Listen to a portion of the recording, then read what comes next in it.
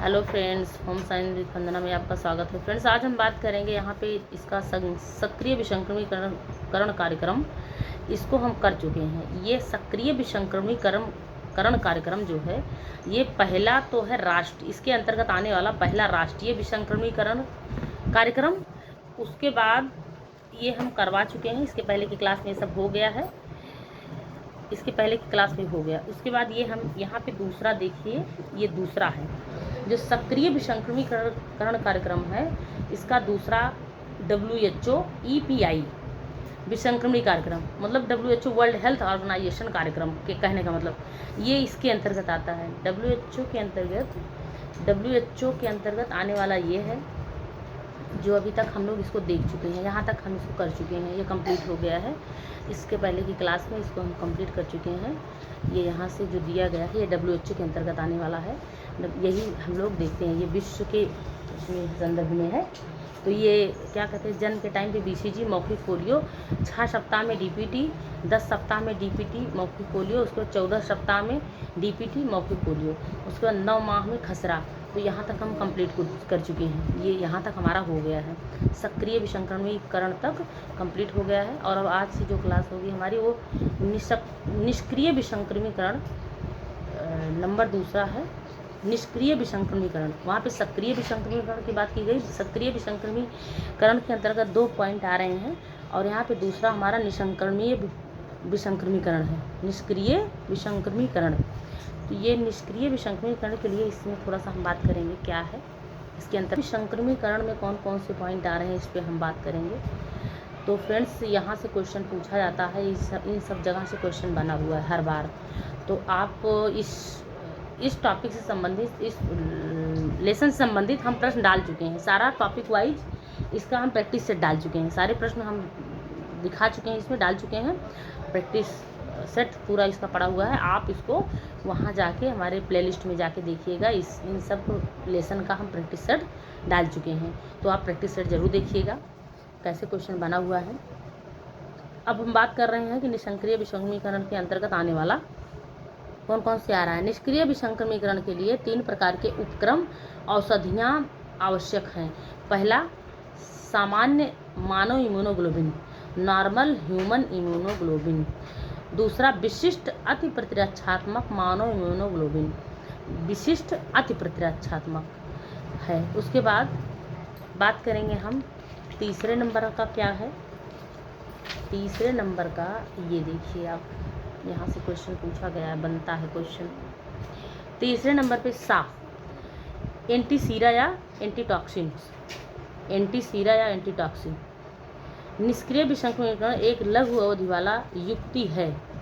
निष्क्रिय विसंक्रमीकरण एक लघु अवधि वाला युक्ति है जो कि केवल उसी समय प्रभावी है जबकि संक्रमण से संपर्क हुआ हो या कुछ दिनों में संक्रमण से संपर्क होने वाला हो। प्रतिरक्षा की अवधि छोटी तथा परिवर्तनीय होती है। 1 से 6 सप्ताह अवांछनीय प्रतिक्रियाएं जन्म लेती हैं यदि एंटीसीरम मानव जाति ना हो।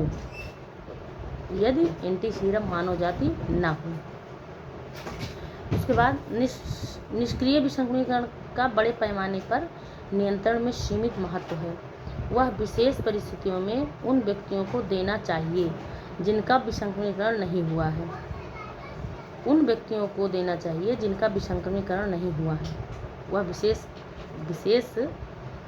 परिस्थितियों में उन व्यक्तियों को देना चाहिए जिनका विसंक्रमीकरण नहीं हुआ है। तो ये आप ध्यान दीजिएगा। उसका तीसरा पॉइंट, संयुक्त निष्क्रिय व सक्रिय विसंक्रमीकरण, जो तीसरे पॉइंट में आ रहा है। अभी तक हम लोग पहला देख चुके, दूसरा देख चुके, और अब जो संयुक्त निष्क्रिय व सक्रिय विसंक्रमीकरण आ रहा है, ये हमारा क्या है, इसमें थोड़ा सा बात करें। कुछ रोगों में जैसे टिटनेस, डिप्थीरिया, रेबीज निष्क्रिय विसंक्रमीकरण सक्रिय टीकों के साथ मिलाकर दिया जाता है। तो यहाँ पे ये इसकी वायरस जनित जैसी समस्याएं हैं। कुछ रोगों में जैसे टिटनेस, डिप्थीरिया, रेबीज निष्क्रिय विसंक्रमीकरण, इसको कहते हैं निसंक्रिय विसंक्रमीकरण, क्योंकि ये जो है टीका जब दिया जाता है तो व्यक्ति के शरीर में इसका जो है एंटीबॉडीज़ बना लेता है, जाके शरीर में एंटीबॉडीज़ बना के रखता है। तो बीमारियों से लड़ने की क्षमता प्रदान करता है, एंटीबॉडीज जो होता है। सक्रिय टीकों के साथ मिलाकर दिया जाता है, जिससे तत्काल अस्थायी प्रतिरक्षा उत्पन्न होती है, साथ ही धीरे धीरे स्थायी प्रतिरक्षा उत्पन्न हो जाती है। टीकों को भिन्न भिन्न जगह लगाया जाए तो इम्यूनोग्लोबुलिन द्वारा टीकाकरण से सक्रिय प्रतिरक्षा उत्पन्न होने में व्यवधान हो भी सकता है और नहीं भी। कहने का मतलब यहाँ ये कह रहा है टीकों को भिन्न भिन्न जगह लगाया जाए तो इम्यूनोग्लोबुलिन द्वारा टीकाकरण से सक्रिय प्रतिरक्षा उत्पन्न होने में व्यवधान हो भी सकता है और नहीं भी। लेकिन आधुनिक विधियों के अनुसार इम्यूनोग्लोबुलिन एक सक्रिय टीके के लगने के 2 सप्ताह पश्चात और 3 सप्ताह पहले नहीं देना चाहिए। उदाहरण के लिए जीवित एवं क्षीण टीके के लिए एंटीबॉडीज का प्रभाव समाप्त हो जाता है, जिसको इम्यूनोग्लोबुलिन दिया जाए। इस नियम के अपवाद भी हैं, जैसे हेपेटाइटिस बी के इम्यूनोग्लोबुलिन के टीके के तत्काल पश्चात हेपेटाइटिस बी के टीके लगाना। यहाँ पे कह रहा है जैसे हेपेटाइटिस बी के इम्यूनोग्लोबुलिन के टीके के तत्काल पश्चात हेपेटाइटिस बी के टीके लगाना। तो यहाँ पे जो टीके हैं वो लगातार नहीं देने हैं।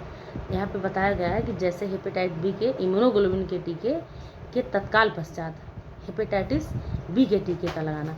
यहाँ पे ये इम्यूनोग्लोबुलिन के टीके जो लगते हैं उसके तत्काल पश्चात हेपेटाइटिस बी के अगर टीके लगाए गए हैं तो उसका प्रभाव अलग होता है।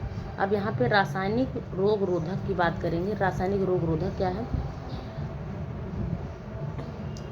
रासायनिक रोग रोधक से संबंध जो होता है वो होता है कीमोप्रोफाइलेक्सिस का आमाशय रोगों से सुरक्षा व उनकी रोकथाम से है।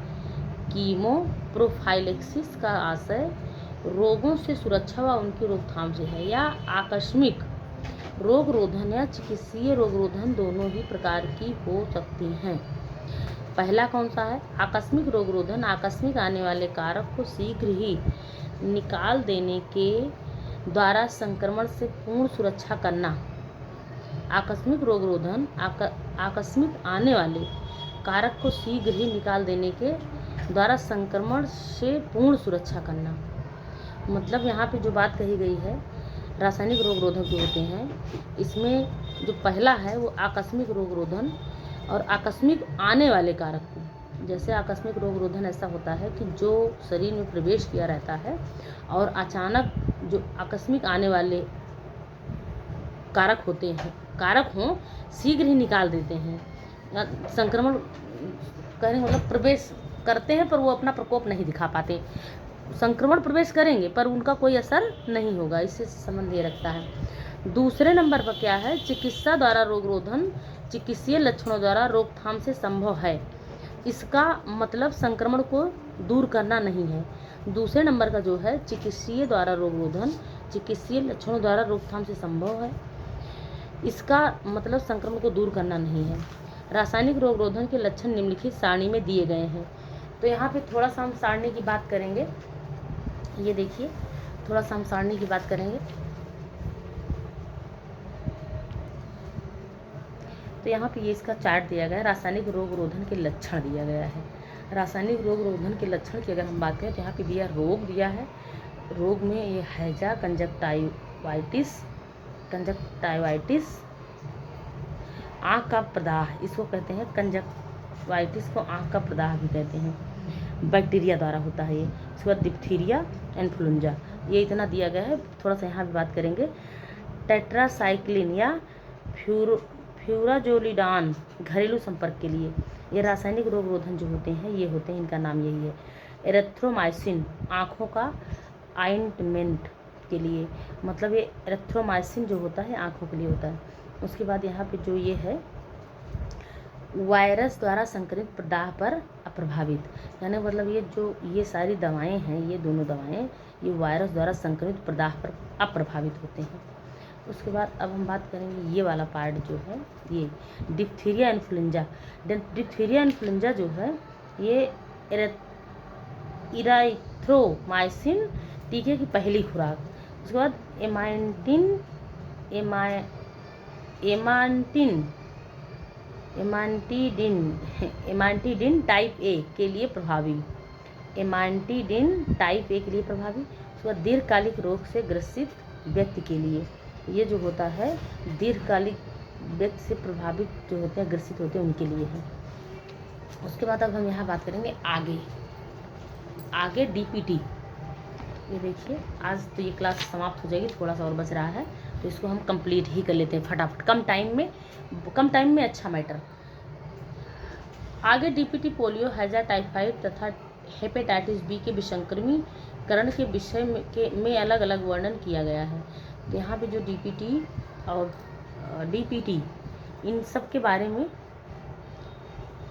पोलियो जैसे टाइफाइड तथा हेपेटाइटिस बी के विसंक्रमीकरण के विषय में अलग अलग वर्णन किया गया है। जैसे पोलियो का टीका, बच्चों को पोलियो से बचाने हेतु सबसे अच्छा उपाय पोलियो का टीका है। 2 प्रकार के टीके उपयोग में लाए जाते हैं, निष्क्रिय शॉक इंजेक्शन, जीवित सेविन और ओरल। यहाँ पे ओरल लिखा है, ओरल हो सकता है। तो ये है आपका जो 2 टीके हैं, दोनों टीकों के नाम हैं, 2 टीके लगाया जाता है। उसके बाद अब हम बात करें निष्क्रिय टीका आजकल उपयोग में लाया जाता है। निष्क्रिय टीका ही उपयोग में लाया जाता है आजकल। जीवित टीका जिसकी दवा मुंह से पिलाई जाती है, आजकल वही उपयोग में आती है। मतलब निष्क्रिय टीका आजकल उपयोग में लाया जाता है। उसके बाद जीवित टीका जिसकी दवा मुंह से पिलाई जाती है, आजकल वही उपयोग में आती है। पोलियो को दवा डीपीटी के इंजेक्शन के साथ ही पिलाई जाती है। पहली खुराक बच्चे की यहाँ पे दिया 1 से 1/2 महीने की उम्र पर। उसके बाद दूसरी खुराक 1 महीने के पश्चात। तीसरी खुराक जो इसका वो दिया गया है, डोज दिया गया है, कहने का मतलब तीसरी खुराक दूसरी खुराक के 1 महीने पश्चात। चौथी खुराक तीसरी खुराक के 1 महीने पश्चात। 5वीं खुराक चौथी खुराक के 1 महीने पश्चात। बूस्टर खुराक यहाँ पे दिया है, ये 1.5 से 2 वर्ष के बीच। अब हम बात करेंगे पिलाने वाली दवाई के कई फायदे। यहाँ पे जो पिलाने वाली दवाई के कई फायदे हैं, बच्चे के इंजेक्शन नहीं लगता है, मतलब अगर पिलाने वाली दवाई है तो बच्चों को इंजेक्शन नहीं लगाना पड़ता। उसके बाद रोग से लड़ने की क्षमता शीघ्र आती है। रोग से लड़ने की क्षमता खून तथा आंतों में दोनों में देती है। डीपीटी का टीका, ये तो हमारा था पोलियो का टीका। पोलियो के टीके की बात हम कर रहे थे, जो हमारा पोलियो का टीका था। पोलियो के टीके की बात हम कर लिए। अब हम डीपीटी का टीका की बात करेंगे। डीपीटी का जो टीका होता है, बच्चों में टीकाकरण में डीपीटी के टीके का महत्वपूर्ण स्थान है, क्योंकि ये टीका 3 प्रमुख बीमारी डिप्थीरिया, काली खांसी और टिटनेस से बचाती है। ये बच्चे के जन्म के 45 दिन पश्चात या 6 हफ्ते 45 दिन पश्चात या 6 हफ्ते लगाई जाती है। इसकी 3 खुराक लगाई जाती है। पहली खुराक 45 दिन पर, दूसरी खुराक पहली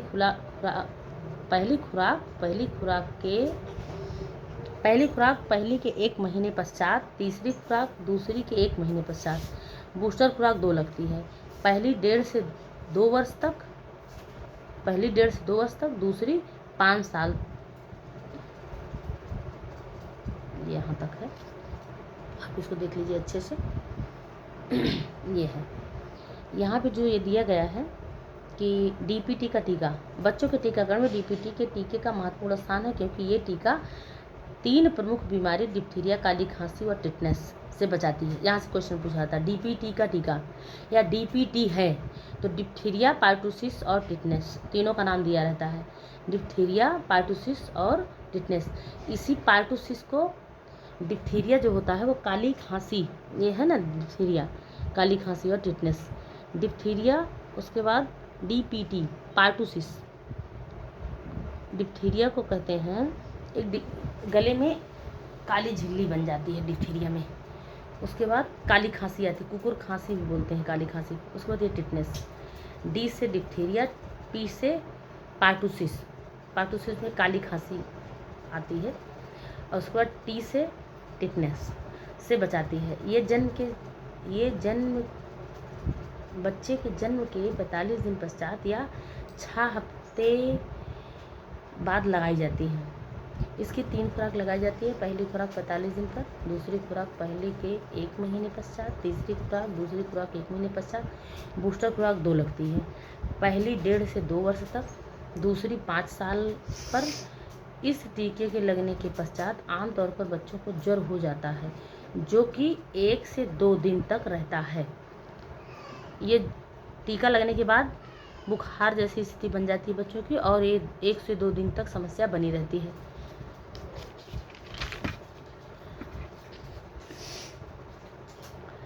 यहाँ बात करेंगे फ्रेंड्स, इसका पूरा टोटल हम PYQ या हम प्रैक्टिस सेट बात करें, इस टॉपिक का पूरा प्रैक्टिस सेट हम डाल चुके हैं। आप देख लीजिएगा प्लेलिस्ट में जाके, इस पूरे लेसन का प्रैक्टिस हम डाल दिए हैं, जो भी क्वेश्चन यहाँ से बने हुए हैं और क्वेश्चन पूछे जाते हैं हर बार। तो बात करेंगे, बच्चों को यदि दौरे पड़ते हों या दिमाग का बुखार हो तो इंजेक्शन नहीं लगाते हैं। जब ये बीमारी ठीक हो जाती है तो उसके बाद लगाते हैं। हैजा का टीका, हैजे से बचाव हेतु हैजे का टीका लगाया जाता है। इसकी 2 खुराक लगती है। दूसरी खुराक पहली खुराक के 1 महीने पश्चात लगती है। इसका इंजेक्शन खाल के नीचे यस्सी लगता है। ये आप यहाँ देख लीजिए, हैजा का टीका जो लगता है, ये इसका जो लगाने का वो है तरीका बता रहा है कि इसका इंजेक्शन खाल के नीचे लगता है, हैजे का टीका। इसकी खुराक उम्र के हिसाब से बढ़ती है। जैसे जैसे व्यक्ति की उम्र होती है वैसे इसकी खुराक बढ़ती है। जैसे यहाँ पे हम बात करेंगे बच्चों में 1 से 2 वर्ष की उम्र पर, यहाँ पे दिया है 0.2 ml। दूसरी खुराक 0.2 ml, उतना ही रहेगा। बच्चों में 2 से 10 वर्ष की उम्र में 0.3 ml, उतना ही रहेगा दूसरा डोज। 10 साल के ऊपर 0.5 ml, उतना ही दूसरा डोज रहेगा। उसके बाद यहाँ पे मियादी बुखार की बात कर लेते हैं। मियादी बुखार में क्या होता है, थोड़ा सा मियादी बुखार की बात हो जाए। मियादी बुखार से बचने के लिए सफाई तथा स्वच्छता का ध्यान रखना आवश्यक है, पर ये सब बुखार आने के पश्चात काम नहीं करती हैं। इनका तो पहले से ध्यान रखा जाता है। बुखार आने के बाद तो टीका ही उपयुक्त उपाय है। टीका इस बीमारी का 100% इलाज नहीं है, पर यह बीमारी की प्रबलता को कम करता है। इस टीके की 2 खुराक दी जाती है। ये 3-4 वर्ष पश्चात तक रोग से बचाती है। इसके टीके खाल के नीचे यस्सी लगाए जाते हैं, खाल के नीचे लगाए जाते हैं। दोनों टीकों में 1 से 1.5 महीने का अंतर रहता है। ये जो दोनों टीके लगते हैं इनमें 1 से 2 महीने का अंतर होता है। बूस्टर खुराक, इसकी बूस्टर खुराक प्रत्येक तीसरे साल लगती है। इसकी बूस्टर खुराक प्रत्येक तीसरे साल लगती है। और ओरल टाइफाइड वैक्सीन की जो है, ये जीवित कीटाणु से निर्मित की जाती है। ये कैसे बनाई जाती है, जीवित कीटाणु से निर्मित की जाती है।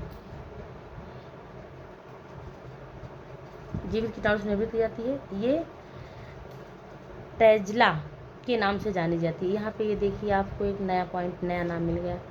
जो ऑरलन टाइफाइड वैक्सीन के जो जीवाणु हैं, कीटाणु, ये जीवित कीटाणु से निर्मित किए जाते हैं, और ये टैजला के नाम से जानी जाती है। ये नया शब्द है, आप इसको याद रखिएगा, टैजला शब्द आपको नया है। कहीं अगर पूछ लिया गया कि टाइफाइड वैक्सीन के जो जीवाणु होते हैं, जीवित कीटाणु जो होते हैं, उनको किस नाम से जाना जाता है, टैजला नाम से जाना जाता है।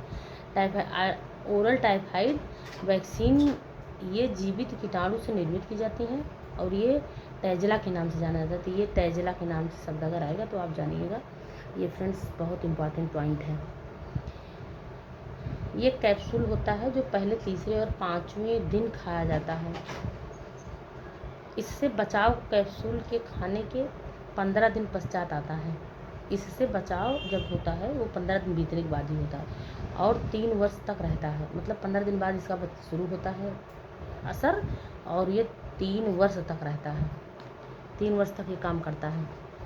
उसके बाद बूस्टर खुराक इसकी क्या होती है, बूस्टर खुराक इसकी भी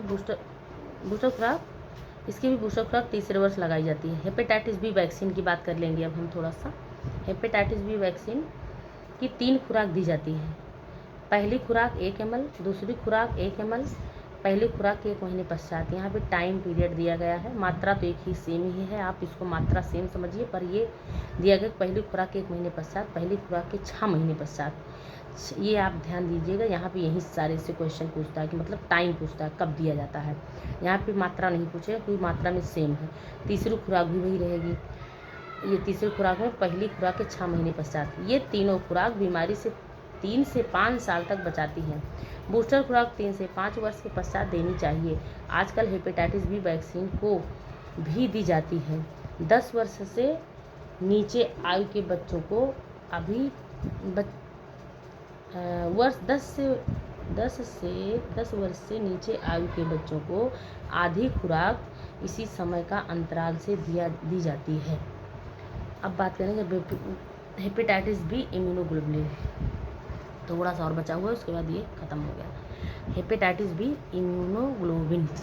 हेपेटाइटिस बी के मरीज के संपर्क में आने पर चिकित्सक या नर्स के हाल के इंजेक्शन भी लगाए जाते हैं, जो कि इम्यूनोग्लोबुलिन के नाम से आते हैं। ये मरीज को अधिक महंगे पड़ते हैं। यहाँ पे हेपेटाइटिस बी इम्यूनोग्लोबुलिन के जो विशेषता बताई गई है, ये हेपेटाइटिस बी के मरीज के संपर्क में आने पर चिकित्सक या नर्स के हाल के इंजेक्शन भी लगाए जाते हैं, जो इम्यूनोग्लोबुलिन के नाम से आते हैं। ये मरीज को अधिक महंगे पड़ते हैं। यहाँ पे दिया गया है, ये इसका वो खुराक दिया गया है 0.05 से 0.07 ml kg। यहाँ पे दिया है kg प्रथम खुराक, पर kg प्रथम खुराक दिया, ml पर kg प्रथम खुराक, दूसरी खुराक 1 महीने के पश्चात।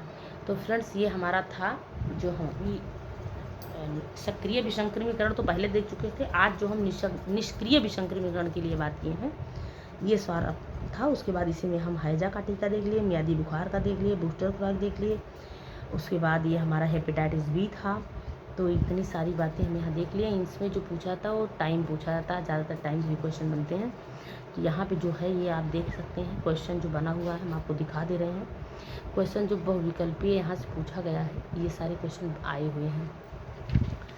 चिकित्सालयों में स्वास्थ्य शिक्षा किस रूप में दी जाती है? रोग से बचाव के विषय में बताया जाता है, नेताओं के विषय में बताया जाता है, उपकरणों के विषय में बताया जाता है, उद्योग के विषय में बताया जाता है।